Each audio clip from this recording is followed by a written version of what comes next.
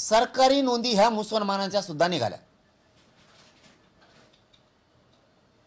जर त्यांच्या मुसलमानाच्या कुणबी म्हणून नोंदी निघाल्यात, लिंगायत समाजाच्या निघाल्यात, मारवाडी समाजाच्या निघाल्यात, ब्राह्मण समाजाच्या निघाल्यात, आणखीन लोहार समाजाच्या निघाल्यात, जर यांच्या नोंदी सरकारी निघाल्यात, हे शेतकरी आहेत, कुणबी आहेत म्हणून,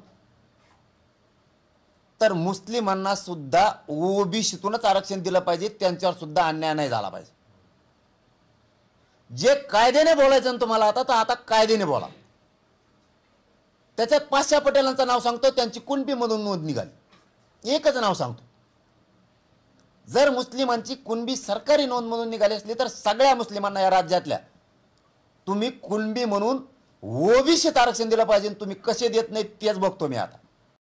हा आमच्या गावचा नाही, हा आमच्या गावात ठाण मांडून बसलेला आहे, हा कुठला आहे हे आम्हाला माहित सुद्धा नाही। 10 महिने झाले आमच्या गावात होता, ते खूप त्रास द्यायला त्यांनी आम्हाला, स्वयंपाक करून खाऊ घातला आमच्या लोकांनी त्यांना, तर ते आता आमच्या ताटात बसायला लागले, मग आता आम्हीच करून आलो पावसाळ्यात। तो आमच्या गावचा नसून सुद्धा त्यांनी आमच्या गावात ठाण मांडलेले आहे। 1 वर्षापासून आम्ही त्यांचा त्रास सहन केला, त्यांच्या आम्ही पाणी भाकरी सगळं पुरविलं त्यांना, आमच्या शेतातलं त्यांनी नुकसान करून सुद्धा आम्ही ते सहन केलेलं आहे। सांगा, नुकसान करून आम्हाला तेवढी भरपाई सुद्धा मिळालेली नाही, आमच्या नावाखाली दुसऱ्यांनीच लुटलेले। आणि आज 100 कोटी रुपये तुमचे आले म्हणता, तुम्ही घातले कुठं? ते तुम्हाला उपोषण आहे, तुमचं एवढे पदार्थ येते, बदाम काजू ते जाते कुठं, याचा हिशोब सगळा झालाच पाहिजे। 10 महिने झाले चालू होतं, धान्याला काही म्हणलो नाही, काही नाही की नाही घ्यायला पैसे नाही आमचं। आम्हाला यांच्या कीर्तनाचा 10 महिने त्रास झाला, आमच्या मुलांच्या परीक्षा,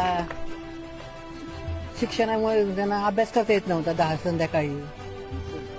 आम्ही 10 महिने सहन केले त्यांचा, हे त्यांना आम्ही भरपूर साथ दिलेला आहे। चॅनलला सबस्क्राइब करा, बेल आयकॉन बटन दाबा, लाईक करा, शेअर करा।